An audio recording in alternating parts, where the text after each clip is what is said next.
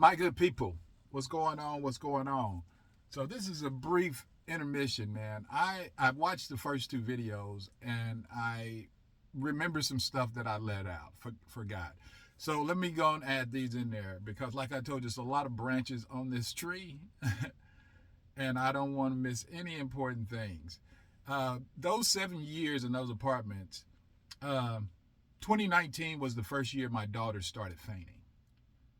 Um, that's extremely important later on in this story. We started taking my daughter to the heart doctor after she started fainting. Um, the young lady that came to the apartment um, with just a robe on and nothing underneath it, uh, they had kicked it. They had kicked it at her sister's bachelorette party, and she had came home and told me that she was a drunk lesbian. She becomes a lesbian when she's drunk. That's what she had told me. So that's why that was important. Um, Let me see, what else did I forget? Some of the stuff that I'm gonna have to skip over because it's just gonna make all this stuff extremely long. But like I had friends that were doing crazy plots. You know, this is after I left. Trying to set me up with girls, you know, in the whole DNA. I mean, the whole leaving first and foremost. In those 7 years in the apartment, I had this weight gain. I just started putting on all kinds of weight. I got up to 324 pounds. I had videos on all these phones of me trying to lose weight, starting my weight program. I gained all this weight.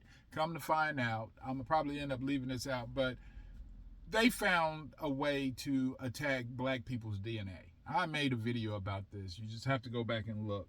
Um, those 7 years in the apartment, we could never both get a good job. One of us would have a good job, the other one wouldn't. Or it just went back and forth like that. We could never both get a good job at the exact same time. Um, I think I said something about, you know, her working at a job with that cousin that introduced us. Um, and she had a cousin that also worked there. Then her sister worked there, and one of my college teammates worked there as well. At least I thought he was a friend, but that'll be out later on in the story as well that he wasn't a friend either. But I'm trying to make sure I don't forget anything. Those 7 years that we were living there and the miscarriages. I thought we was having miscarriages, and we did go to the doctor. We both shared the same doctor. It was her doctor when I moved there, and I started going to him as well. Um, he said it seems like her body was rejecting my sperm.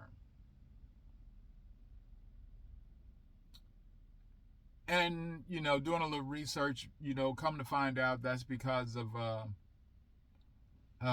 my blood type. Uh, O negative. Do your research. RS O negative, I think. R something. RG or something. Whereas only like 11 or 12% of the people on the planet has this blood type that I have. Let me see. Let me make sure I don't forget anything else. Oh, in the first video, the whole wedding situation.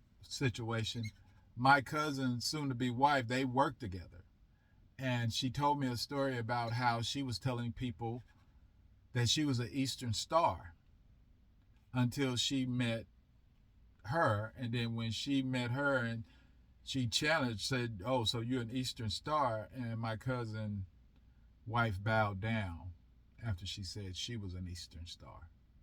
Thought that was important to add because it's going to be important later on in the story. Um, just a second to say the Most High is amazing, and these people continue to challenge the Most High, and the Most High is going to reveal Himself to let people know that my story has Him wrapped all the way around it, and they continue to challenge me, and it's just challenging the Most High. So when do you give up? They're trying to poison me. They're trying to give me STDs, and I haven't had sex in over a year. That just tells you something about the STDs that they have out here. They can put it on food, people. They can put STDs on food. But yeah, I already told you my daughter started fainting in 2019.